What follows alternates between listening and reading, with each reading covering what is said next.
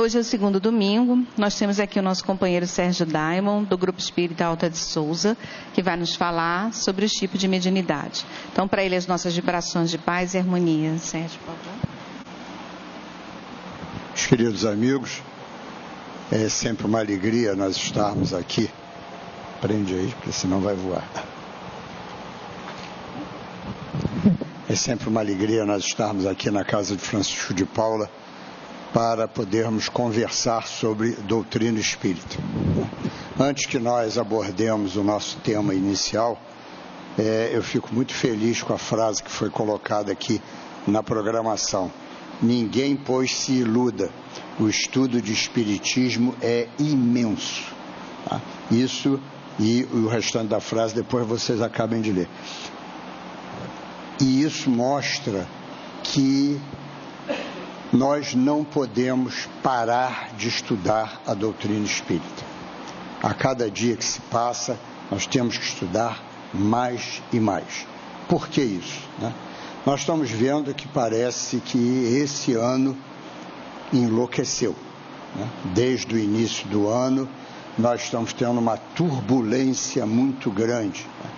Começamos lá com os problemas lá do Ceará, tivemos aquela onda de feminicídio, agora tivemos Brumadinho, ontem tivemos o problema lá, sexta-feira, o problema dos garotos lá no centro de treinamento do Flamengo, e não deve parar por aí.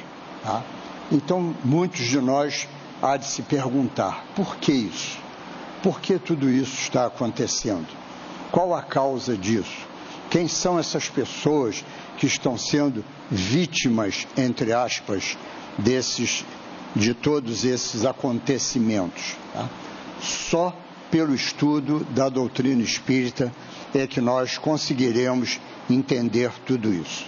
E eu não digo que é só por causa da doutrina espírita, não. Porque realmente a doutrina espírita difere-se das demais em função de pequenos aspectos que faz com que nós tenhamos um entendimento muito maior da vida, um entendimento muito melhor desses acontecimentos. E quais são essas diferenças? Uma, nós ressaltamos demais o tempo todo uma coisa chamada o livre-arbítrio.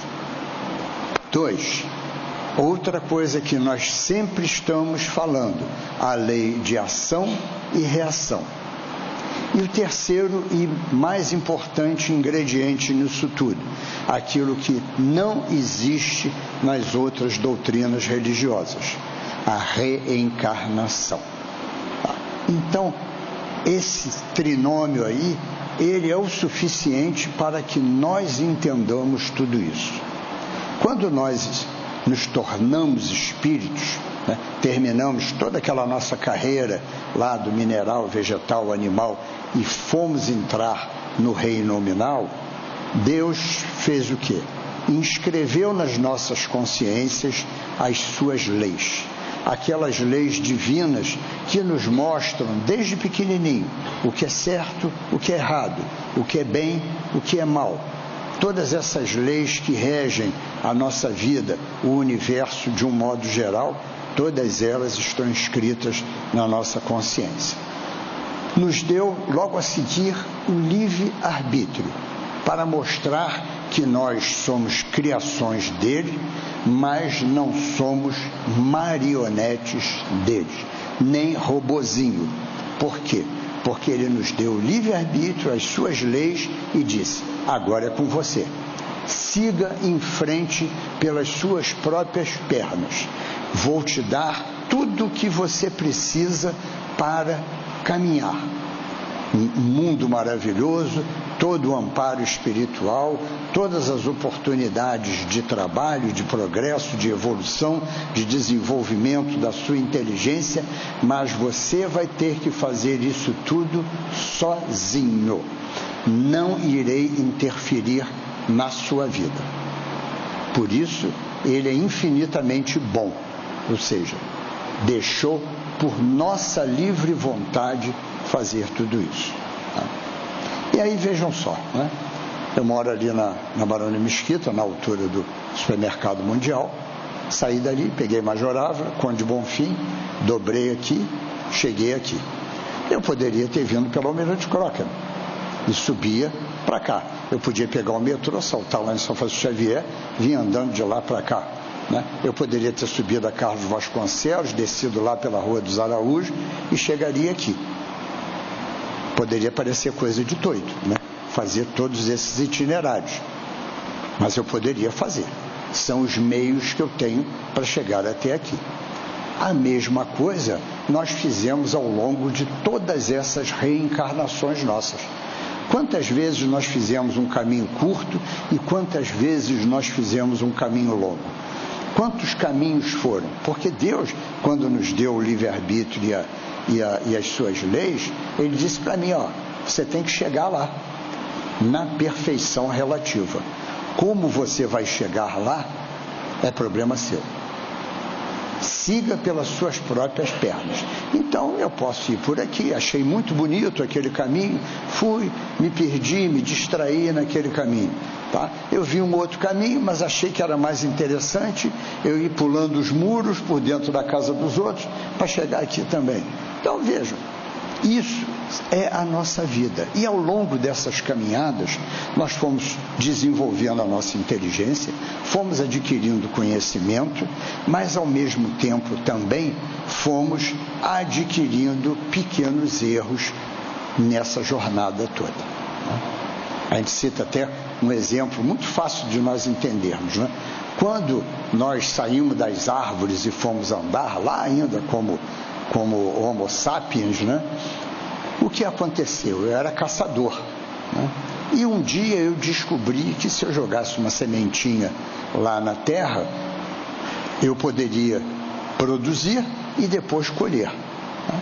E eu comecei a fazer isso. O homem entrou na era da agricultura, né? Virou um coletor. Mas veja se não pode ter acontecido isso, né? Para que eu vou plantar se ali do lado já está tudo prontinho?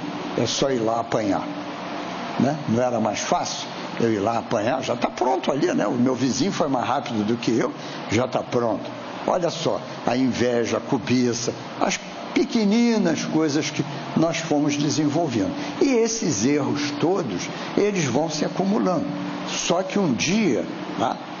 Veja o que eu falei lá, Deus nos deu as suas leis e o livre-arbítrio. E aí Ele nos disse o seguinte, olha só, todas as vezes que você usa mal o seu livre-arbítrio, você está infringindo as minhas leis. E se você está infringindo as minhas leis, você vai ser penalizado. Você tem que ser penalizado para se corrigir, para aprender, para se modificar, tá? Para corrigir todos os erros cometidos. Aí então Ele nos deu a reencarnação. Porque através dela é que eu vou corrigir todos esses erros. E por que eu falei isso tudo? Exatamente em função de tudo isso que está acontecendo aí. Tá? Se os garotos lá na sexta-feira foram vítimas da incúria, da má administração, dos erros cometidos pelos outros, tá? Na realidade, eles não foram vítimas, eles simplesmente passaram pelo processo que eles mesmos escolheram passar para o seu aprimoramento, para o resgate de erros passados. É assim que nós temos que olhar a vida. Por isso que o estudo da doutrina espírita é importante e é infinito, não para. Nós não temos mais, nós aqui que estamos aqui, aprendizes e estudantes da doutrina espírita, nós não temos mais o direito de ficar usando uma série de palavras, porque sabemos que nenhuma delas existe. O destino, a sorte, o azar, o acaso, o céu, o inferno, o purgatório, tá? O castigo de Deus, a desgraça, a tragédia, nada disso existe. Tudo o que pode parecer aos nossos olhos uma desgraça, uma tragédia, seja o que for, são espíritos em duras provações em função de erros cometidos lá atrás. que nós não sabemos e nem temos o direito de nos imiscuir na vida deles para saber o que causou tudo isso. Mas certamente foi a melhor escolha para que tudo isso seja resolvido.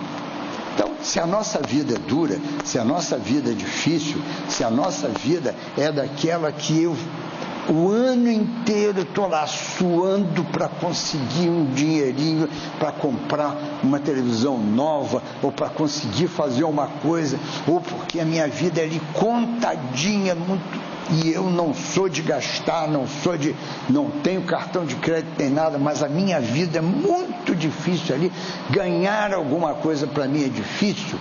Certamente lá atrás você teve muito nas suas mãos e esbanjou de forma errada.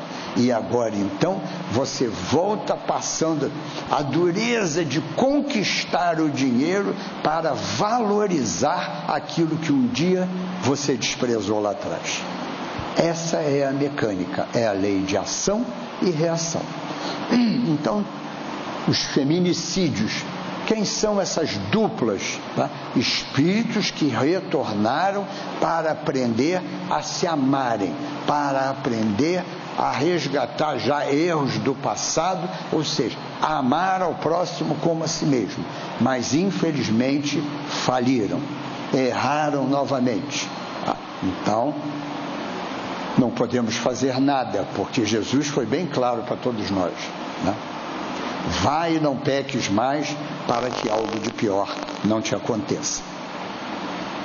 E é por isso que nós vemos às vezes essas duras provações como estamos vendo agora. Quantos foram aqueles que deixaram os outros, né, roubaram tudo dos outros ao longo do tempo, dilapidaram o patrimônio dos outros, roubaram os outros e deixaram os seus semelhantes somente com a roupa do corpo, mais nada.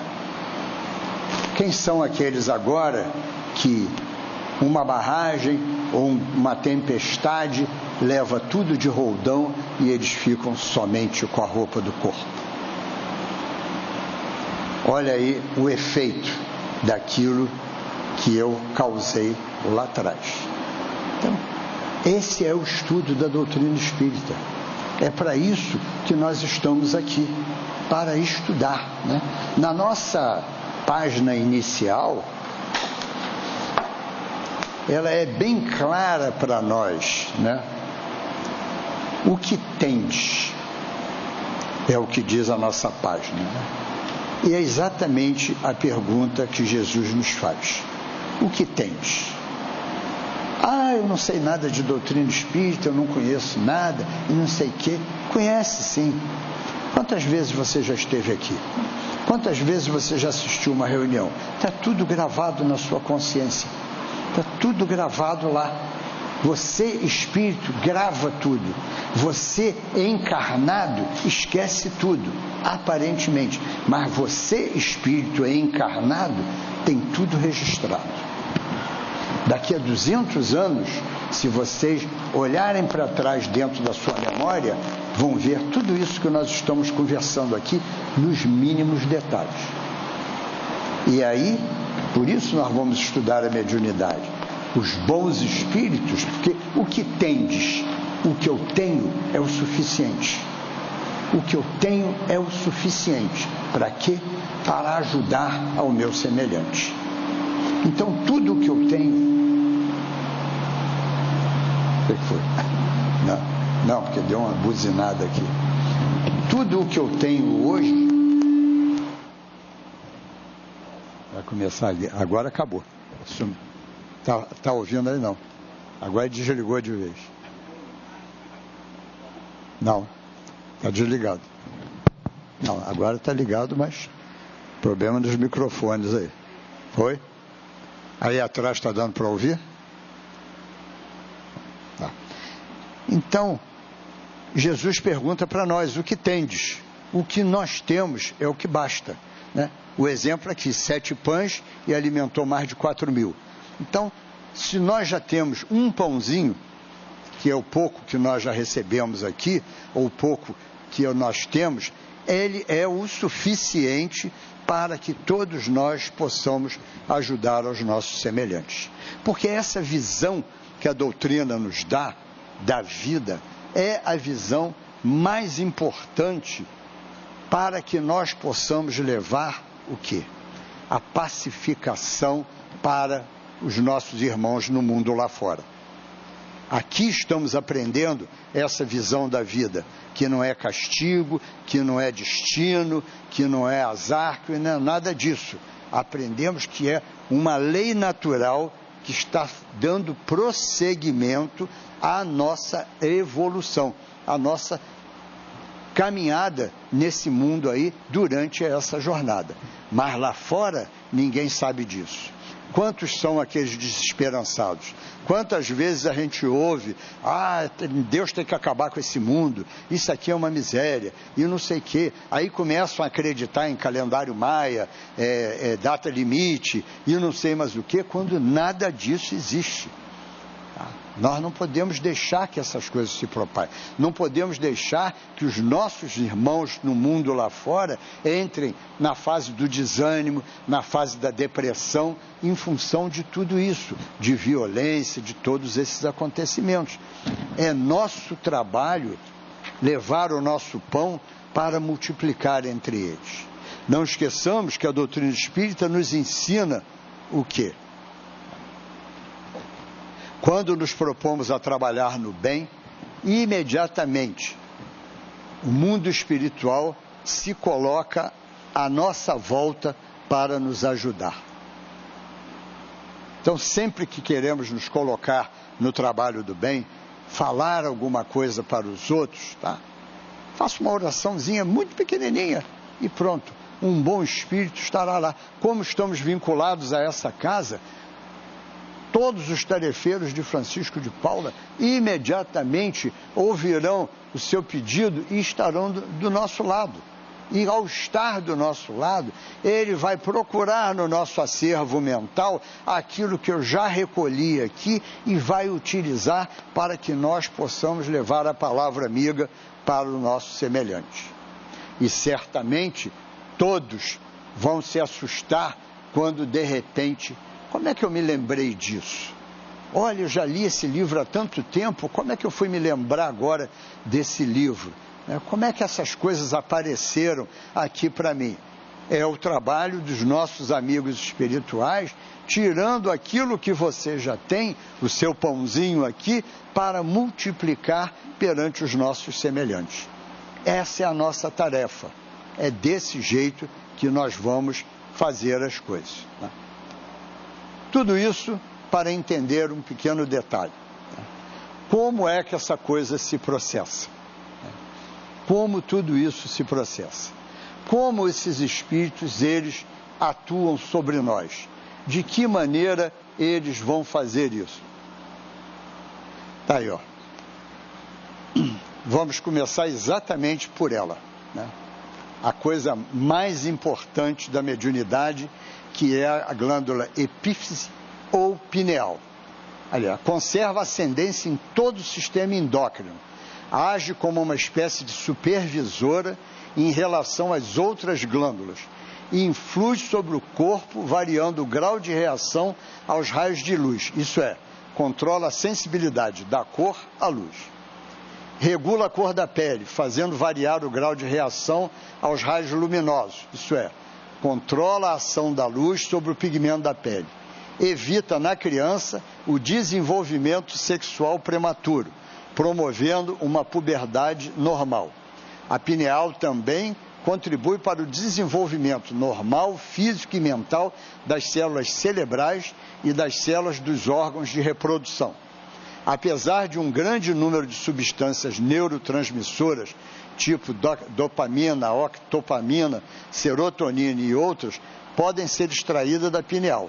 A única substância abundante e biologicamente ativa secretada por ela é a melatonina. Então nós vemos que essa glândulazinha que está aqui, ó, e que a ciência durante muito tempo achou que ela não prestava para mais nada, principalmente depois da puberdade, quando chegava a puberdade, todos nós aí entrávamos já naquele período, diziam, acabou a função dela, ela está aqui. É ela quem controla tudo isso. E aí nós vamos ver, olha lá, a revelação espiritual informa ser a epífise, a glândula da vida mental e o elo com a espiritualidade. Tá? A epífise é conhecida também como centro de nosso relacionamento com outras dimensões e com a sede da alma, e tem sido assim nas mais variadas correntes religiosas e místicas há mais de 2000 anos. Para os praticantes do yoga, a pineal é o Ajna Chakra, ou o terceiro olho que leva ao autoconhecimento. O filósofo e matemático francês René Descartes afirma que existiria no cérebro uma glândula onde a alma se fixaria mais intensamente. Quando nós pegamos a obra de André Luiz, principalmente Missionários da Luz e acho que os Mensageiros também, em vários lugares nós vamos observar o trabalho da espiritualidade ali, junto dessa glândula. Tá? Exatamente junto dessa glândula. Eu não sei se por acaso alguém recebeu aqui, mas no YouTube existe um videozinho muito interessante, mas muito interessante mesmo, que mostra o processo de desencarnação. Como é que nós desencarnamos? Como é que nós nos separamos do corpo? Tá? Vamos nos separando e tudo mais, não sei o quê, mas a pineal está no comando de tudo. É o último laço que se rompe, é exatamente esse daqui. E é aonde os espíritos vão trabalhar. É exatamente em cima dessa glândula é que eles vão trabalhar para que nós possamos trabalhar mediunicamente. Tanto que ele diz, ó, estudos revelam que a melatonina produzida pela epífise interage com os neurônios do cérebro, tendo um efeito sedativo e isolante. O que precisa ser feito é ativar a produção de melatonina e direcioná-la para a área do córtex cerebral, responsável pelo comando do órgão, que irá ser utilizada pelo espírito comunicante, isolando-a momentaneamente. Espírito mentor emite impulsos de energia eletromagnética que são captados pela glândula pineal. Vamos parar aí por enquanto. O que acontece, e é o que está relatado lá em André Luiz, é que ele vê, o médium está lá à mesa e o mentor, então, ele vai agir em cima da pineal e a pineal vai começar a produzir a melatonina. A melatonina, então, ela vai ser direcionada por eles para aquela área do nosso cérebro que controla exatamente o tipo, qual a mediunidade que eu vou usar. Então, se eu vou fazer a psicografia, ela será direcionada para a área do cérebro que atua na área motora, caso o espírito vá tomar o meu braço para escrever.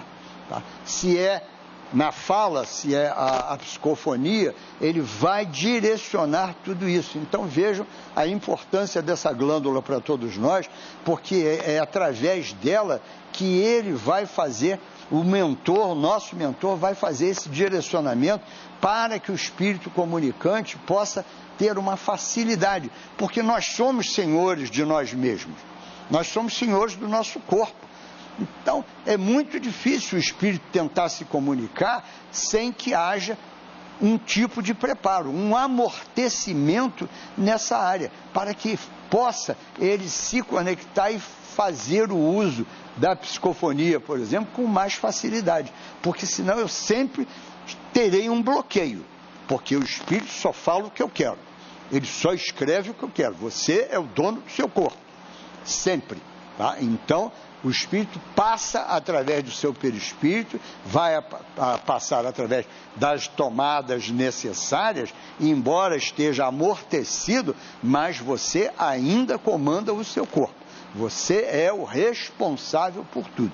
Então é você que vai brecar sua fala e evitar que ele fale palavras de baixo calão, que ele faça coisas agressivas. Tá? Você vai evitar que ele escreva ou que ele use gestos violentos. Tudo isso é você, médium, que controla. Tá? Embora esteja ainda sob esse efeito da melatonina em cima do seu cérebro. Ela amortece, como está escrito ali, para que nós possamos dar facilidade àquele espírito de se comunicar. Mas o controle é todo seu, do seu corpo, de tudo isso. Então ele continua. A pineal converte essa energia em neuroquímica e passa a produzir melatonina que, sob a orientação do espírito mentor, será enviada para a região do córtex cerebral, que vai ser isolada. Os cientistas Voltrar e Sem provaram que a pineal converte ondas eletromagnéticas em estímulos neuroquímicos. A pesquisa está publicada na revista Nature de 1988. Porque lá em André Luiz nós vamos ver que o espírito, o mentor, ele vai fazer o quê? Aquelas energias eletromagnéticas. E ele vai, através de energia, de fluidos, ele vai agir na pineal, que vai transformar, então, esses estímulos neuroquímicos que vão agir lá. Mas é sempre ele. Vale a pena a gente ver. Eu não trouxe o outro slide, porque ele era muito grande, com todas as citações de André Luiz. Ele falando, pois é, graças àquela visão extra que o mentor me deu, eu pude ver o trabalho dele, ele agindo em cima da pineal, fazendo isso, assim, assado. Ele faz as descrições. É um desafio aí de nós pegarmos a obra de André Luiz para ler. Uma coisa que acontece muito, tá, é isso aí, sensitividade ou impressionabilidade. Tá? Não tem nada a ver com mediunidade. Tá? Isso daí todos nós podemos ter, mas não tem nada a ver com mediunidade. Ali. É a capacidade de sentir, registrar as vibrações dos espíritos que se aproximam. Ou seja, é quando eu chego num determinado lugar e sinto um ambiente pesado, eu sinto que tem alguma coisa que não está muito bem e tudo ali, são vibrações do ambiente, pode ser do ambiente, pode ser de um objeto, como ele diz aqui. Olha lá, perceber emanações psíquicas das pessoas, dos animais e por vezes até de certos objetos, além de captar as vibrações ambientais. Ou seja, aquele negócio que, fulano, hein, passou perto de mim aqui, nossa senhora, fiquei todo arrepiado, né? Porque fulano passou aqui perto. Isso aí, é sensibilidade, é sensitividade aí, ou impressionabilidade. Ou seja, você sente a energia daquela pessoa que passa perto de você, às vezes uma energia negativa, né?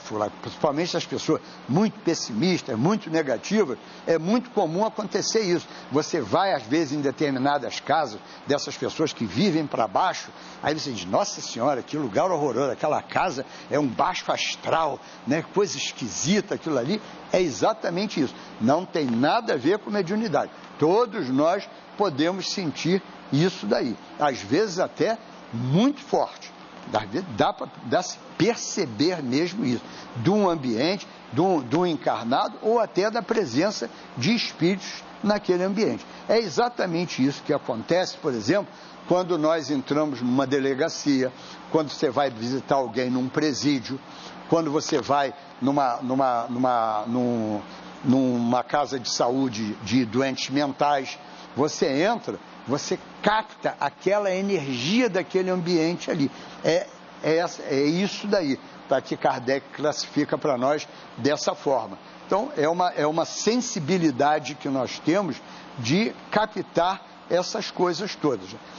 Quando ele fala ali em objetos, hoje eu pelo menos nunca ouvi falar ou da existência aí sim, que eles até chamam de médiuns, que são aquelas pessoas que são capazes de colocar a mão num objeto e perceber a história daquele objeto, de captar aquilo dali. Aí já é um tipo de mediunidade, já não é mais isso dali só de sensação. Já é um outro tipo de coisa bem mais profundo. A pessoa chega quase que a ver o que aquele objeto registrava. Lá pela década de 70, mais ou menos, havia um seriado na televisão, durante muito tempo passou, esqueci o nome do seriado, e era muito curioso, porque abordava exatamente isso. Era um rapaz que ele tinha esse tipo de sensibilidade, Então ele chegava, ele entrou numa casa uma vez, ele olhou para um espelho, não é esse espelho dessa novela não, hein? Tem nada a ver aí, que aquilo dali é um dos maiores absurdos que eu já vi na minha vida. Tá? Aquilo é fantasia, tá? Para ganhar dinheiro, porque não tem nada a ver, é impossível o negócio daquele. Tá? Não existe um portal assim que você vai e volte para um lado e para o outro. Tá? O que pode existir, muitas das vezes, é que você, num desprendimento do seu corpo, tá, mais ligado a ele, você não desencarnou, você pode, até pelo desprendimento noturno, você pode, muitas das vezes, ir até uma vida passada. Tá? Se isso tiver um fim útil, e você será levado pelos seus espíritos amigos e familiares a ver por quê. E interessa para você corrigir alguma coisa. Isso pode acontecer, raríssimo, mas pode até acontecer. Agora, você encarnado, você botar a mão lá e vá para lá e para cá, passa para lá, passa para cá. Primeiro que você, se acontecesse isso, você ia procurar, opa, qual é aquele lugar que eu fui rei, príncipe, não sei o quê. Tá? Você não queria ser o bobo da corte, queria ser nada... porque todo mundo que entra nessas histórias, tá? Todo mundo foi rei, príncipe... duque, isso e aquilo. Eu queria saber quem tomava conta dos cavalos deles, né, quem era o bobo da corte, quem era o cozinheiro do castelo. Será que esse povo nunca mais encarnou? Tá? Não é possível, né?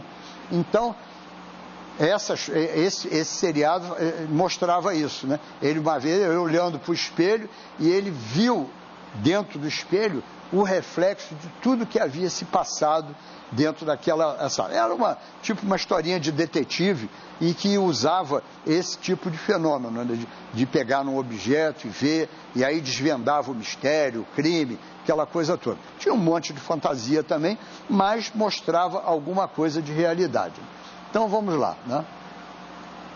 Não pode ser catalogada como mediunidade, uma vez que não serve para intermediação com os espíritos, pois apenas registram presenças por meio de sensações táticas, térmicas, olfativas, que na maioria das vezes são tênues e ocasionais. Sensitividade e mediunidade são ambas, como faculdades psíquicas, irmãs inerentes ao ser humano, embora exista relevante diferença entre uma e outra.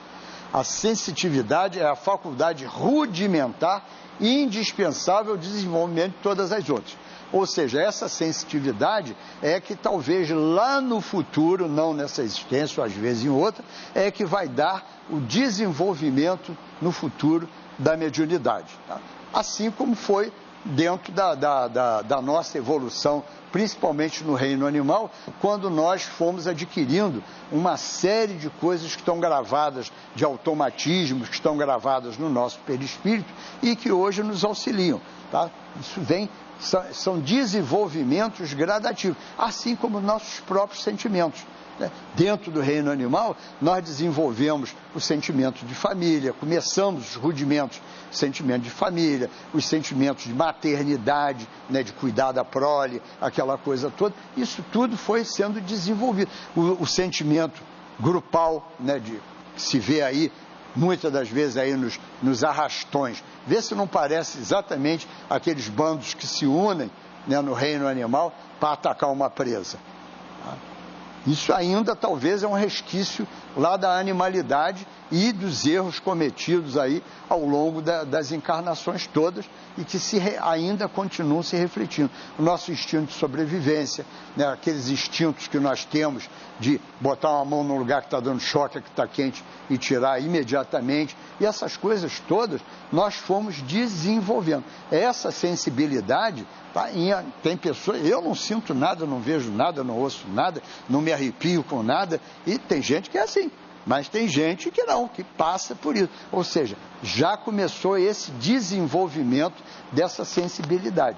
Pode ser que no futuro ela vá aumentar e se transformar realmente em mediunidade. Agora vamos lá. Outra coisa também, animais e mediunidade. Né? Inúmeros casos relatados na literatura espírita dão conta de uma aptidão pré-cognitiva existente em certos cães, gatos, cavalos e outros animais que pressentem um perigo, às vezes com bastante antecedência, como ocorre, por exemplo, com os ratos que abandonam o barco antes de um naufrágio iminente. Esses casos, como também os de eventual registro da presença de espíritos e outros fenômenos, telepatia, evidência, devem ser atribuídos a um tipo de faculdade psíquica ainda em desenvolvimento. Olha aí, uma sensibilidade já mais aguçada nesses animais, né? Que poderia se dar o nome de protomediunidade, que alcançando o ser psíquico a dimensão hominal, desabrochará como mediunidade propriamente dita. Ou seja, o animal já tem uma sensibilidade mais desenvolvida e percebe isso. É muito comum, principalmente em cães e gatos, né, que ficam latindo às vezes para um determinado lugar, dentro de casa ou no quintal, aquela coisa toda, e você não está vendo nada, eles percebem. Cavalos que refugam, às vezes em determinados locais do caminho, porque não aceitam passar naqueles lugares, porque eles têm essa sensibilidade já mais aguçada. E como ele diz aqui, quando esses animais, né, que ainda são protoforma, ainda não tem perispírito, tá? Eles já têm isso latente. Quando entrarem no reino nominal, poderá ser que venham a desenvolver na forma de mediunidade mais lá na frente. Aí vamos lá, a questão que todo mundo gosta de usar, né? Todo aquele que sente num grau qualquer a influência dos espíritos é, por esse fato, médium. Essa faculdade é inerente ao homem, ou seja, todos nós, tá? Não constitui, portanto, um privilégio exclusivo. Por isso mesmo, raras são as pessoas que dela não possuam alguns rudimentos. Pode, pois, dizer-se que todos são mais ou menos médiuns. Todavia, usualmente, assim só se qualificam aqueles em quem a faculdade mediúnica se mostra bem caracterizada e se traduz por efeitos patentes. O que Kardec está nos falando aí? Lembra que ainda há pouco eu falei, né, que quando nós queremos trabalhar no bem, nós devemos requisitar o auxílio de um bom espírito e ele vai se utilizar do nosso acervo mental e vai colocar em nós, tá, o palavreado, as ideias e tudo que eu devo levar àquela pessoa a quem eu estou querendo ajudar, auxiliar, amparar ou qualquer coisa assim. É a mediunidade. Isso é uma mediunidade. Essa intuição, essa coisa que nós temos muitas das vezes de espontaneamente fazer algo junto aos nossos semelhantes, ajudando a ele ali. Isso mas não é chamado mediunidade, porque você não está ali diretamente, vamos dizer assim, recebendo o espírito, não está vendo o espírito, não está ouvindo o espírito. Isso tudo vem como se fossem ideias nossas surgidas, tá? Mas é uma ligação com os espíritos. É uma ligação com os espíritos. Então isso daí é o quê? É essa essência, como ele diz assim, é inerente ao homem, porque a mediunidade é uma faculdade do corpo, não é do espírito, é uma faculdade do corpo, tá? Essa maior ou menor facilidade para esse contato com os espíritos. Então todos nós, em maior ou menor grau, somos médiums, mas só se chama de médium aquele que trabalha na psicofonia, na clarividência, na clareaudiência, tá? na psicofonia e os outros tipos de mediunidade que nós já vamos ver daqui a pouco. Então, esse que trabalha ostensivamente, aquele que vem para as mesas mediúnicas, trabalhar ali e mantém contato direto com os espíritos sofredores, espíritos amigos, espíritos mentores, tudo mais, esse é chamado de médium. O resto, nós temos, vamos dizer assim, o embrião dessa mediunidade que pode ser usado por todos nós. Quando eu digo sempre, na hora em que queremos trabalhar no bem. Tá? Na hora em que queremos. Não esperem a presença de um espírito do seu lado, ostensivamente. Não esperem que ele, no seu ouvido, ó, fala isso, fala aquilo. Não esperem nada disso. Ele vai trabalhar junto de nós o tempo inteiro. Lembremos que lá no Livro dos Espíritos, né, o que tem lá? Influem os espíritos na nossa vida E os espíritos responderam: muito mais do que imaginais, de certo, por vezes, são eles que vos dirigem. Ora, se eles nos dirigem, isso é mediunidade. Eles estão atuando em cima de cada um de nós. Tá? Quer ver essa mediunidadezinha aí, que nós temos que tomar cuidado muitas das vezes?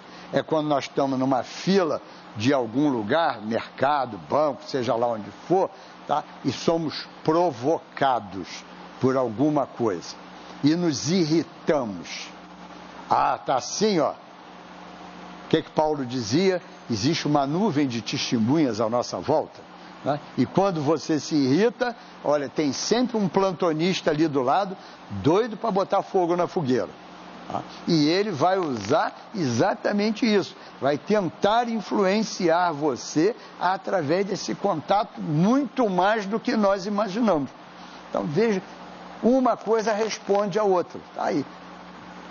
Agora, não, eu sou médium. Você já fez todo o processo de estudo e desenvolvimento da mediunidade? Não. Você psicografa, você ouve os espíritos, você fala, os espíritos falam através de você? Não. Então, você não é médium. Tá? Então, temos que ficar bem claro essa diferença.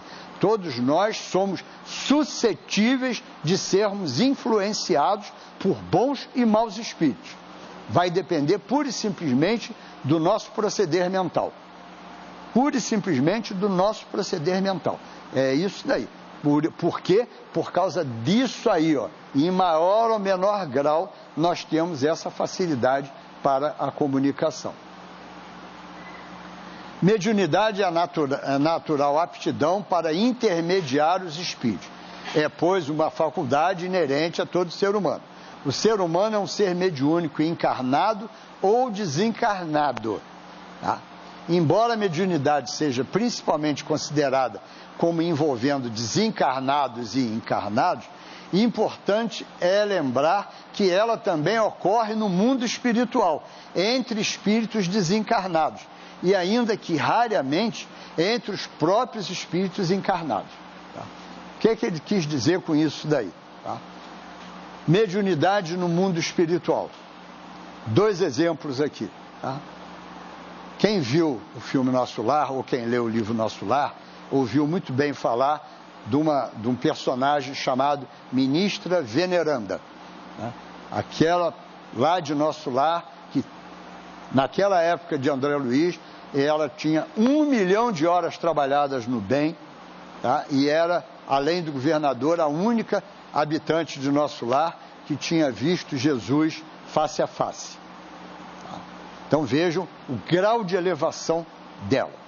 Nós temos um livrinho, tá, editado pela Federação Espírita Brasileira, maravilhoso, por sinal, fininho. É um livro para criança, mas que serve muito mais para os adultos, chamado Os Filhos do Grande Rei. Foi ditado pelo espírito da ministra Veneranda. Mas como ela conseguiu ditar isso para o Chico Xavier? Emmanuel foi o médium dela, que foi o médium que transmitiu. Ou seja, mediunidade entre espíritos desencarnados. Porque o nível evolutivo de Veneranda é tão grande que ela não conseguiria se conectar com Emmanuel, com Chico. Então ela precisou de Emmanuel, ela teve que usar Emmanuel como médium, e Chico usou Emmanuel, mediunicamente usou Emmanuel para poder trazer esse livro para cá. Tá?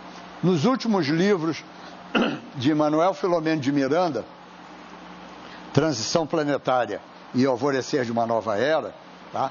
Aparece lá o espírito de São Francisco de Assis. Tá? Divaldo, para receber a comunicação dele, precisou que Joana de Ângeles fosse a mediadora, fosse a médium, para conseguir receber as páginas que aparecem ali da fala de Francisco de Assis. Porque Francisco de Assis também é um espírito de altíssimo nível evolutivo e ele não conseguiria se comunicar com Divaldo. Olha que Divaldo tem aquela mediunidade fantástica, né? Mesmo assim, porque ele é um encarnado e a diferença é tão grande. Então, Joana teve que ser. Então, é essa mediunidade aí. Agora, mediunidade de encarnados para encarnados, como ele diz aqui, é raríssimo que isso aconteça. É muito raro, tá? Eu nunca tive, assim, a oportunidade de ouvir de alguém que tenha tido isso. Como é que isso acontece? Perdão. Normalmente, um dos encarnados, durante o sono, todos nós nos desprendemos durante o sono, e ele, durante o sono, ele é, então, recebido, vamos dizer assim, por um médium encarnado. Ele dá passividade, ele se comunica através daquele médium. A própria literatura espírita fala muito pouco nisso. Me parece que tem em um dos livros de André Luiz, tem uma passagem muito rápida a respeito disso, de uma pessoa que estava para desencarnar e ela se comunica diretamente com a própria irmã, avisando que estava desencarnando. Elas moravam muito distantes uma da outra, tá? Tanto que a irmã fica sabendo na hora em que a outra irmã havia desencarnado. Mas é uma coisa assim, foi a única menção que eu encontrei até agora nessa relação de encarnados para encarnados.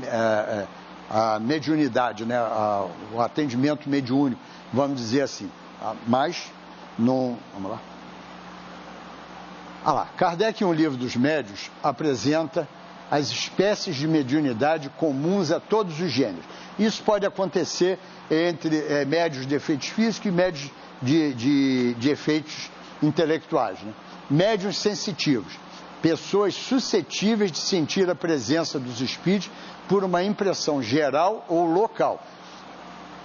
Aí já é mediunidade mesmo, não é aquela sensibilidade que nós estávamos falando lá atrás, não. É sentir, ver, ouvir essa presença. Médiuns naturais ou inconscientes, os que produzem espontaneamente os fenômenos sem intervenção da própria vontade. Isso acontece muito na mediunidade de efeitos físicos, que a gente já vai ver daqui a pouco. Médiuns facultativos ou voluntários, os que têm o poder de provocar os fenômenos por ato da própria vontade. Também, normalmente, muito ligado às atividades físicas, né? As atividades materiais. Haja visto que na atividade intelectual, na mediunidade propriamente dita, Chico traçou o parâmetro que serve para todos nós. O telefone toca de lá para cá. Tá? Não adianta nós ficarmos aqui querendo invocar, porque eles só se apresentarão se houver necessidade, ou se quiserem, ou se puderem comparecer. Tá? A não ser aqueles espíritos zombeteiros, brincalhões, não sei o que estão por aí o tempo todo. Esses sim estão rápidos em se apresentar para você, para depois se divertir às suas próprias custas. Mas espírito sério, espírito evoluído, e é nessa hora que nós temos que ver. Não adianta eu frequentar uma reunião esperando receber mensagem do meu pai, da minha mãe, da minha tia, da minha irmã, seja lá doente querido que for, porque eles só poderão dar essas mensagens de duas formas. Uma, se tiverem condições. Duas, se tiver um fim útil. Mais nada. Tá? Não precisa se falar mais nada. Só nessas duas condições é que eles se apresentarão. E aí Kardec divide no livro dos médiuns em dois tipos: efeitos físicos e efeitos intelectuais. Efeitos físicos. Tiptólogos são aqueles médiuns que provocam batidas, né? Motores são aqueles que movimentam muitas das coisas. Translações e suspensões, aquele médium que consegue, por exemplo, levantar essa garrafa daqui, mudar ela de um lugar para o outro. Tá? Efeitos musicais são aqueles que conseguem fazer com que um instrumento musical toque sozinho. Isso tudo aí são médios de efeitos físicos. Tá? Aparições, que fazem muitas das vezes com que se materializem espíritos para que nós vejamos, ou objetos, flores, isso e aquilo. Tá? Eu já tive a oportunidade de ver a materialização de um vidro de remédio que caiu em cima da minha mão. Tá? O médium, ele estava com as mãos limpas, eu vi, tá? Ele juntou as duas mãos, começou a esfregar as mãos e disse para mim, coloque a sua mão embaixo da minha. Quando eu coloquei, caiu um vidro de remédio em cima da minha mão. Tá? E, como todo fenômeno de materialização, quente a beça. Não sei porquê. Não me pergunto porque que aquilo vem quente. Tá? Eu tive essa oportunidade de ver. Foi uma coisa ímpar na minha vida. Tá? Espírito eu nunca vi materializado. Mas um vidrinho desse tamanho de remédio eu vi ali e posso atestar a honestidade do próprio médium que fez isso daí. Até porque eu vi que ele não tinha absolutamente nada nas mãos, a manga dele era curta igual a minha aqui, então ele não tinha, eu estava ali, porque ele estava falando comigo o tempo todo, quando ele juntou as mãos e disse para mim, coloque a sua mão embaixo da minha. E aí esfregou a mão, ele foi abrindo a mão, quando ele acabou de abrir, aquele vidro caiu na minha mão. Nunca mais presenciei nada disso daí, tá? E esse era um médium de efeitos físicos e também tive uma outra oportunidade, como nós estamos vendo ali, translações e suspensões, tá? De lá na minha casa espírita, nós tínhamos ainda quadro negro de giz e numa reunião, que era uma reunião de desobsessão, eu vi voar giz para tudo quanto era ao lado. Tá? De vez em quando era teco de giz, parecia, eu falei, meu Deus, isso aqui virou a minha época de escola pública, né? Quando a professora não estava na sala de aula, que todo mundo ficava atacando giz um no outro, né? Era a nossa diversão daquela época, né? Mas isso aconteceu também uma única vez. Por que eles me mostraram isso, também não sei.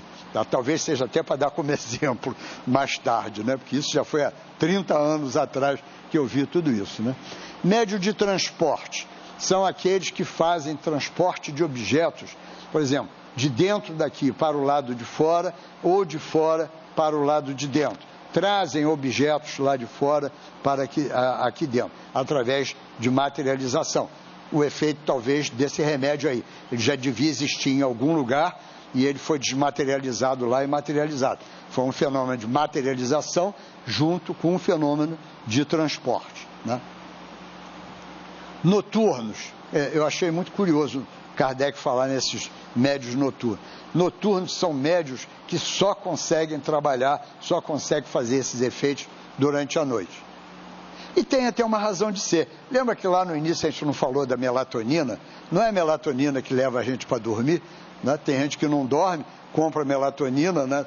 e toma em comprimido e vai para um lugar escuro para poder dormir. Eu li também um desses pesquisadores espíritas que aí nós entendemos por que as reuniões mediúnicas são feitas com pouca luz. Exatamente, aí ó, a glândula pineal trabalhando, elaborando melatonina, tá? E que o efeito maior dela é sempre à noite em ambiente de pouca luz. Ela trabalha melhor. Então, para a gente dormir, quanto mais escurinho, mais fácil da gente conseguir dormir, pelo menos para a grande maioria, né? Então, exatamente por causa do efeito da melatonina. Então, existe esse tipo de médium, né? Pneumatógrafos são aqueles médios que provocam a chamada escrita direta.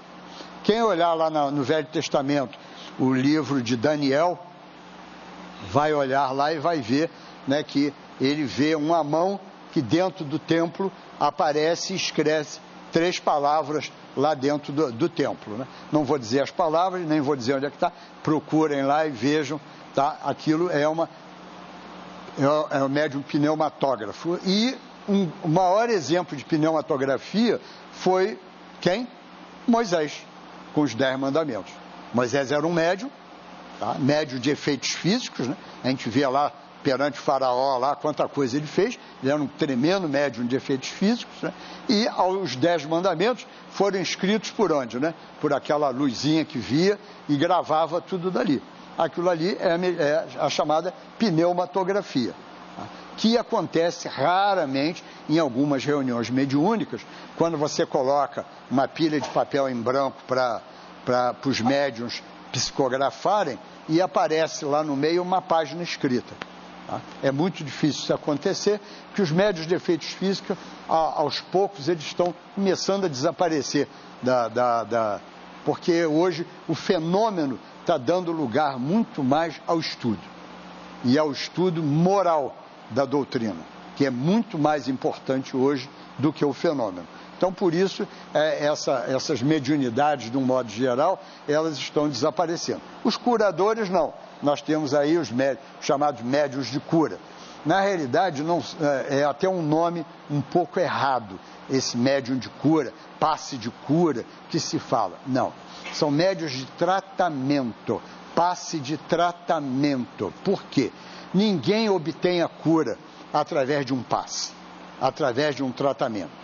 Você não obtém. Quem faz a cura de você é você mesmo, pela sua modificação interior.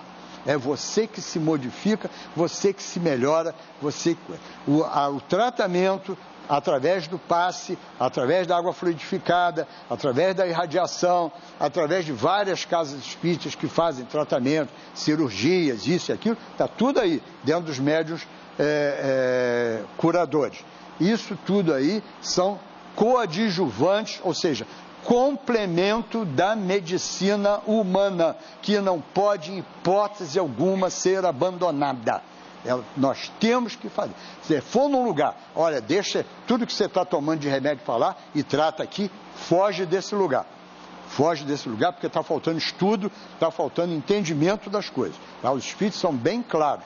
Peguem todos os livros de passe já editados aí, tá? Deve ter uns 20 livros ou mais de passes editados aí, e todos eles vão dizer, é tratamento complementar. Por isso que cura, você muitas das vezes pode levar uma pessoa a uma desilusão. Ah, fui lá no Francisco de Paula, tomei 10 passos, 20 passos, 30 passos e não fiquei curado. Não ficou curado porque não era para ficar curado, primeiro. Segundo, o que você fez para se melhorar? Qual foi a sua modificação interna para você se melhorar? Porque nós sabemos que a doença é sempre um reflexo de alguma agressão que eu cometi contra o meu próprio corpo em vidas passadas. Ou algo que veio para desenvolver em mim a paciência, a humildade, a resignação e tantas outras coisas. Então nunca devemos pedir a cura. Devemos pedir a força e a coragem para enfrentar o momento difícil e suplantá-lo, passar por cima dele, continuando a nossa jornada. Tá? Que a cura só vem quando nós nos modificamos. Tá? Tanto tem livros aí, cura e autocura, a autocura, a cura das doenças por nós mesmos, não sei o que, tem vários livros de vários pesquisadores espíritas aí, mostrando isso tudo para nós. Excitadores são aqueles médiuns que têm a capacidade de, vamos dizer assim, de fazer, excitar um outro médium a provocar algum tipo de efeito. Então ele atua, é mais uma espécie de magnetismo dele. Ele atua em cima de uma outra pessoa e aquela pessoa consegue, muitas das vezes, fazer efeitos físicos. Quem viu Ghost, tá? Efeitos físicos. Né? O espírito chutando aquela lata lá. Tá? Aquilo é efeito físico. Agora, ele só consegue fazer aquilo se tiver algum médium de efeitos físicos por perto. Como é filme, não vai botar médium para lá e para cá. Né? Quando era lá que estava o UP, né, que era aquela médium presente, aí ele conseguiu levantar aquela moedinha, aquele negócio todo, conseguiu até ficar visível lá para a esposa dele e tudo mais, porque existia uma médium de efeitos físicos no local. A mediunidade de efeitos físicos, ela só existe se tiver alguém por perto. É a chamada ectoplasmia, que nós não vamos abordar hoje aqui, mas é os diversos efeitos, todos esses efeitos aí, eles só existem porque existe um médium. Muitas das vezes as coisas acontecem, tá, num determinado lugar, por exemplo, batidas, objetos voando, isso aqui, mas aquilo é uma casa mal assombrada, tá? Vamos com calma. Mal assombrada se tiver espíritos lá dentro. Se só tiver barulhos, isso e aquilo, nem sempre ela é mal assombrada. Tá? É algum espírito que está se utilizando de um médium nas redondezas, tá? Que é um médium de efeitos físicos, para provocar aqueles efeitos lá. A Revista Espírita, Kardec apresenta um caso muito interessante lá, de uma empregada de uma casa que ficava apavorada com a barulhada da casa do lado, uma casa vazia, sem saber que ela era que provocava aquilo.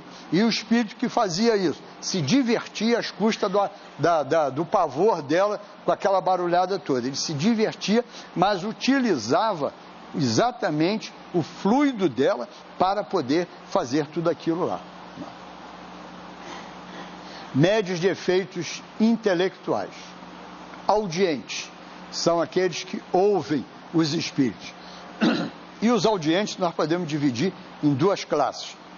Audiente é aquele que ouve por voz direta, ou seja, ele ouve através do ouvido, o espírito falando. Tá? E o outro tipo de audiente é aquele que ouve como se fosse no cérebro. Alguém falando, mas não é pelo ouvido, mas ele capta a fala direitinho e tudo.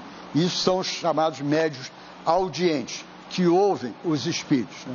Falantes são aqueles que traduzem tudo isso. E aí também nos falantes tem esses dois, audientes que ouvem e falam, e tem aqueles cujo o espírito atua em cima do aparelho fonador dele e o próprio espírito fala. Quem já teve a oportunidade de ver Divaldo no final de palestras dele sobre a influência do Dr. Bezerra de Menezes, percebe nitidamente isso. Como ele se modifica, como a voz dele modifica por completo. Por quê? É o espírito atuando, olha lá, na melatonina, atuando em cima do aparelho fonador dele. Você percebe que Bezerra fala com uma voz muito rouca e é totalmente diferente da voz do Divaldo. Aí no YouTube está cheio desses videozinhos aí. Bota Divaldo lá no YouTube, que é aula em cima de aula o tempo todo. E em vários deles acontece isso. Ele começa a falar, você sente que a voz vai se modificando, daqui a pouco ele fica totalmente rouco e a gente percebe nitidamente que é o Dr. Bezerra de Menezes que está falando sobre ele. Então é o tipo de médium falante dessa forma, né? Videntes são aqueles, também tem dois tipos. Aquele que vê com a mente, não adianta fechar o olho, que continua vendo, e aquele que está vendo com o próprio olho. O espírito aparece na frente dele, ele vê a paisagem, ou seja, o que for. Então, dois tipos também de mediunidade que podem acontecer. Né? A grande maioria das vezes, você tem a visão dentro de você, né? Interna, no teu próprio cérebro. Você, às vezes, até pensa que está vendo com os olhos, mas não, é a sua mente. Né? E aí também teve uma vez um fato muito curioso, que nós estávamos numa reunião mediúnica, e o espírito responsável pela reunião, ele começou a andar perto de nós, de olho fechado. Tá? E todo mundo preocupado dele tropeçar em alguma coisa, né? Porque o médium estava de olho fechado. E ele andando por lá para cá, estava ali, sob o domínio do espírito, aí ele estava ali, e andando para lá e para cá, de olho fechado, não sei o que, e todo mundo vai bater, e ele não esbarrava em nada, né? Não esbarrava em nada. Só que ele captou isso. Ele captou e disse assim: vocês estão pensando o quê? Eu estou olhando com o meu olho, eu não estou olhando com o olho do corpo. Eu não preciso desse olho aqui. Vocês querem que eu abra o olho? Abri o olho. Aquele olho mortinho, né? Aquele olho assim que não está vendo absolutamente nada. Ele disse: eu estou vendo com o meu olho de espírito, não estou vendo com o olho do corpo aqui, não. Eu estou utilizando o corpo, mas eu não preciso do olho dele. Eu estou vendo, espírito, estou vendo tudo aqui. Ele falando para nós. Ele falou: serviu de lição para cada um de nós. Então tem essas particularidades, né? Médiuns inspirados. O médium inspirado hoje é muito chamado de médium intuitivo. São exatamente aqueles que qualquer um de nós, acontece muito, principalmente por nós que fazemos esse trabalho de estudo em público, né? Acontece muito isso, de nós sermos inspirados, vamos dizer assim, a tocar em determinado assunto, a mudar um pouco aquela linha, porque todos nós, quando estudamos, a gente traça uma linha mestra de como será aquela apresentação que nós vamos fazer. E muitas das vezes nós saímos disso daí, tá? Saímos, nem percebemos, porque estamos dentro do estudo, tudo mais. Mas, às vezes, quando chega lá no final, por que eu falei isso? Eu não tinha pensado em falar isso aí. Um exemplo rápido acontecido comigo agora, quinta-feira.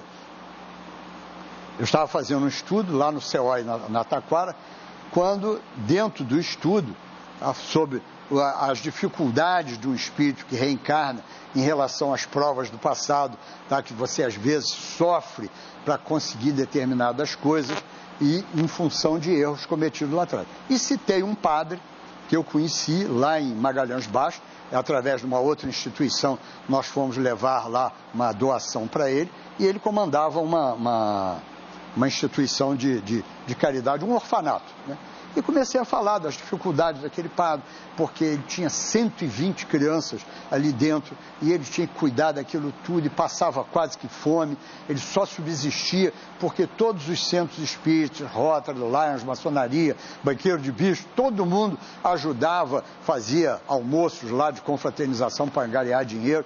Aquilo só subsistia por causa disso. Então, aí eu comentando, olha só, o que será que esse padre não fez em outra encarnação para nessa ele vir, nessa luta insana dele para manter essas crianças ali com instrução, longe da marginalidade lá na rua, essa coisa toda. Não estava na minha programação esse tipo de exemplo, né? Não estava nem um pouco nessa programação. Quando terminou a reunião, levantou-se uma moça com lágrimas nos olhos, se dirigiu a mim e disse assim: o senhor estava falando do padre Ulisses, né? Eu fui voluntária no trabalho dele. Olha só, né? Eu falando, talvez ela não entendesse também, tendo sido voluntária lá, o porquê daquele sofrimento dele todo, o porquê daquela dificuldade. E certamente, aí ó, a inspiração veio de buscar um fato. Isso aí, eu conheci esse padre há quase 40 anos atrás. Tá? E, ó, já era para estar esquecido, né? Ou pelo menos arquivado, né? Ó, como é que eles vão lá na memória, né?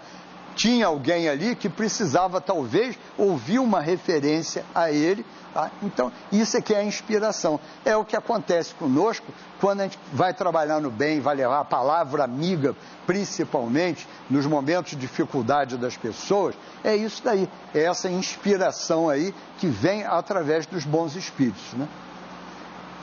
Médium de pressentimentos, são aqueles, o nome já diz, né? Pressentimento.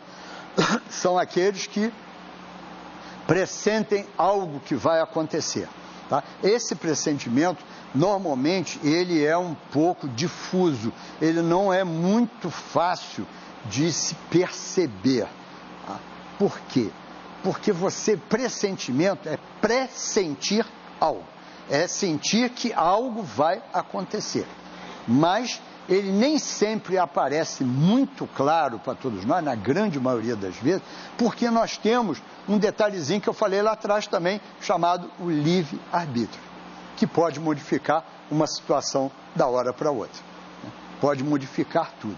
Então, se ele pode ter um pressentimento em relação a, está para acontecer alguma coisa aqui dentro da sua família, isso e aquilo, eu posso mudar a minha maneira de ser, de pensar, de agir, tomar outros caminhos, e acabar aquele pressentimento todo. Tá? Então, por isso, não o pressentimento, nós temos que ter muita reserva, muito cuidado em relação a eles. Proféticos, né? Também seria mais ou menos um de pressentimento, proféticos. E aí, vamos lá, João, quando diz, né? Amados, não creiais em todos os espíritos, que nem todos os espíritos são de Deus. Os médiuns proféticos hoje são raríssimos, se é que ainda existe. Agora, profeta da catástrofe é o que mais tem aí. É só a gente pegar o Zap, né? O que tem aí no Zap, o dia inteiro de profecias aí, que vai acontecer isso, vai acontecer aquilo, vai acontecer não sei o que lá, parará. E até os espíritas, né? Quando criaram a tal da data limite aí, né? Que é agora, 2019, né? Mas isso aí é assunto para outro papo. Então, profético hoje em dia é muito raro. É raro, talvez, nem sei se ainda existe esse tipo, também por causa disso, por causa do livre-arbítrio que nós temos. Ele pode, muitas das vezes, alguém fazer algo que pode acontecer lá na frente, mas é muito difícil. Estático. O estático é uma coisa muito interessante, porque é aquele tipo de médium que ele não é o estático que fica parado, não. Tá? Ele não faz absolutamente nada para que a coisa aconteça, e acontece. Tá? Ele não se predispõe, ele não se mexe, vamos dizer assim, né? Não toma atitude nenhuma, ele está ali e fica e vai em frente. Né? Pintores ou desenhistas, isso aí, tá? Tem aí vários companheiros que são médiuns como é que é? Não. Psicopictofotografia. É um nome que inventaram aí, é melhor assim, ó, pintor ou desenhista. É aquele médium que tem a facilidade de comunicação com os espíritos e pinta, faz desenhos, essas coisas todas. Tem vários aí, tem até companheiros que têm andado aí pelas casas fazendo esse tipo de demonstração através dos espíritos, ganhando dinheiro, aí, aliás, angariando dinheiro para as casas, para ajudar as casas com a venda dos quadros e tudo. É uma mediunidade também. Músicos são aqueles que compõem músicas, tá? Ou que tocam instrumentos sem muitas das vezes dominar aquele próprio instrumento. Tá? Também pode acontecer. Não conheço nenhum caso. E escreventes ou psicógrafos são aqueles que escrevem. E o escrevente ou psicógrafo também tem dois tipos. Né? Tem aquele em que o espírito dita e ele escreve, e tem aquele que o espírito se assenhora através da pineal, do lado mecânico, vamos dizer assim, dele, toma conta do braço dele e o braço escreve sem que ele tenha a mínima coordenação sobre o braço. Ele perde totalmente vamos dizer assim, a direção do braço, né? Ele segura, mas hoje também não é muito comum esse tipo de mediunidade. A maioria ouve e sai escrevendo, né? Ou através da intuição, é inspirado e vai escrevendo ali e vai transmitindo aquilo que o Espírito está ditando para ele.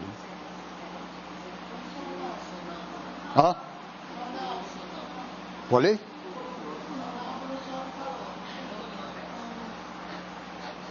É porque deve ter um bocado de gente de sonambulismo aqui, né? O sonâmbulo, a gente vê aí se fala muito, né, do sonâmbulo, aquele que anda dentro de casa, abre a geladeira, aquela coisa toda. O sonambulismo é uma característica muito curiosa, porque é o espírito, tá? Dominando o seu próprio corpo, mas na realidade é como se ele estivesse do lado de fora do corpo comandando o corpo. Tá? É uma coisa muito, muito interessante isso daí. Então o médium sonâmbulo é exatamente aquele. Ele entra num estágio como se ele estivesse nesse sonambulismo, tá? E os espíritos então atuam. Tá? Atuam em cima dele e ele que reproduz de um modo geral. Mas ele não tem, vamos dizer assim, muita consciência do que está acontecendo. Ele não tem assim muita lucidez daquilo que está acontecendo. É capaz de, muitas das vezes, ele até nem saber o que foi que ele produziu ali naquele momento. Vocês desculpem eu ter pulado, realmente eu não vi. Foi o que eu venho falando até ainda há pouco, né? A intermediação mediúnica entre encarnados e desencarnados pode ser direta na psicografia ou indireta, né? Na presença dos eventos ectoplásmicos, nos quais o médium, na maioria das vezes, apenas fornece os recursos necessários à manifestação dos espíritos. Eventos ectoplásmicos é exatamente ligado a médium de efeitos físicos. médium fornece os elementos, ele fornece o fluido para isso. Tá? E os espíritos provocam todos aquele negócio, levitação, não sei mais o que, deslocamento de objetos, escrita direta, tudo isso daí são efeitos físicos.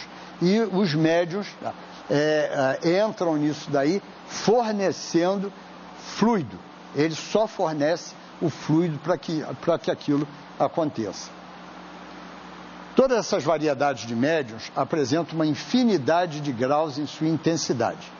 Muitas há que, a bem dizer, apenas constituem matizes, mas que nem por isso deixam de ser efeito de aptidões especiais. Um médium pode, sem dúvida, ter muitas aptidões, havendo, porém, sempre uma dominante. Ao cultivo dessa é que, se for útil, deve ele aplicar-se. Está lá no Livro dos Médiuns. O que quer dizer isso? Todos nós podemos ser médium, psicógrafo, vidente, audiente, podemos ser psicofônicos e tudo mais. Tá? Podemos ter essas coisas todas. Mas uma delas vai ficar preponderante. Por isso que ele diz, é a essa que eu devo me dedicar.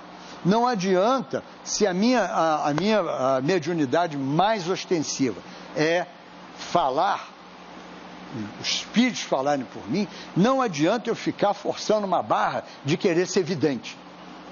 Tá? Porque não é a minha especificação nessa encarnação de mediunidade. Nós temos, ocasionalmente, a grande maioria dos médiuns, nem sempre é evidente, mas na hora das reuniões mediúnicas, muitas das vezes vêm os espíritos chegando, os espíritos se aproximando e tudo.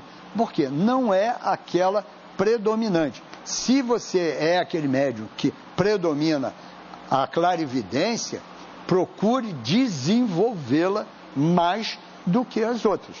A gente vê, o Chico via espírito, isso e aquilo, mas qual foi a dele? Psicografia. Aquela em que ele mais se desenvolveu. O Divaldo praticamente é a mesma coisa. O Divaldo na psicografia e na psicofonia, não direta, mas intuitivamente ou inspirado. Que é o que ele diz. Uma vez perguntaram a ele, como é que você cita tantas coisas, como é que você tem tantos acontecimentos históricos, né, que ele vai desde lá da história antiga e tudo, e ele cita aquilo com a maior naturalidade. Aí ele fala, não, porque os espíritos mostram isso para mim e eu então passo para o lado de fora. Tá? Então ele conjuga, né, a inspiração com a vidência ali naquele momento. Então ele tem esse dom. E a psicografia. O Chico, a gente vê que 99% das atividades do Chico sempre foi na psicografia. Então, cada um de nós que está dentro por isso existe, dentro das casas espíritas, uma coisa chamada educação da mediunidade, tá? Que muitas das vezes se chama desenvolvimento mediúnico. Mas não é educação da mediunidade. Você vai educar a sua mediunidade, ou seja, você vai instruir mais naquilo em que está mais preponderante em você, dentro da área mediúnica, né? E aí, isso foi só porque não cabia mais dentro do slide, tá? Poderia ser 3, 4 slides aí só de referências bibliográficas a respeito desse estudo. Então, tudo isso é importante para nós desmistificarmos uma série de coisas. Veja que nós falamos aí, né? Eu senti um arrepio, preciso ir para a mediunidade. A gente que dirigente de casa espírita, normalmente é assim. Todo mundo chega aqui, ou não, eu estou obsidiado. Né? Eu preciso desenvolver a minha mediunidade. Não sabe de nada. Porque sentiu um arrepio. Sensitividade nós mostramos ali. Qualquer um de nós pode ter. Mediunidade, você só vai realmente saber isso depois dos estudos. Quantos de nós chegou aqui vendo sombra passar, sentindo arrepio e não sei mais o que, não sei o que lá, 3, 4 meses depois de estudos dentro da casa, sumiu tudo. Você está sentindo alguma coisa? Não, nunca mais senti mais nada. Será que os espíritos foram embora, sumiram de perto de mim? Não. Você simplesmente estava, talvez, fluidicamente desequilibrado. Ou ainda, mais ainda, não tinha se educado mediunicamente. Por isso que eu digo, educação mediúnica. A simples presença nossa aqui, o aprendizado nosso aqui, ele é todo voltado para isso. Que nós vamos aprendendo, vamos desmistificando as coisas, vamos deixando de lado conceitos errôneos que nós trazíamos lá de fora, de outras épocas, e passado por todo mundo. Vamos deixando tudo isso, vamos entendendo melhor quem somos, o que acontece conosco. Essa é a importância dos estudos. Ao longo desse ano, nós vamos estudar aí um bocado sobre a mediunidade, né, pelo menos uma vez por mês, e espero que cada um aprofunde mais esse estudo. Não quer dizer que daqui vamos sair uma pleiade de médiuns. Não. Mas pelo menos vamos sair bem mais educados em relação a o que é a mediunidade. E como nós podemos usar a nossa sensibilidade, a nossa inspiração, esse pouquinho de mediunidade que nós temos para o contato com os bons espíritos, sempre para utilizar na tarefa do bem, ajudando, auxiliando e amparando. Porque hoje, se a caridade material continua sendo importantíssima, a caridade moral é muito mais urgente para todos nós. O esclarecimento é muito mais urgente, porque só esses 2 meses que nós passamos aí, voltando ao início da nossa conversa, já deram a mostra do que pode estar para vir daqui para frente. Se não arregaçarmos manga para sair no mundo, levando essa visão nossa sobre a vida, nós seremos responsáveis por todos aqueles que se desequilibrarem lá fora. Que não se esqueçam, tá? Os espíritos são bem claros. Todos nós somos responsáveis pelo mal que ocorra em função do bem que deixamos de praticar. Que Jesus nos abençoe.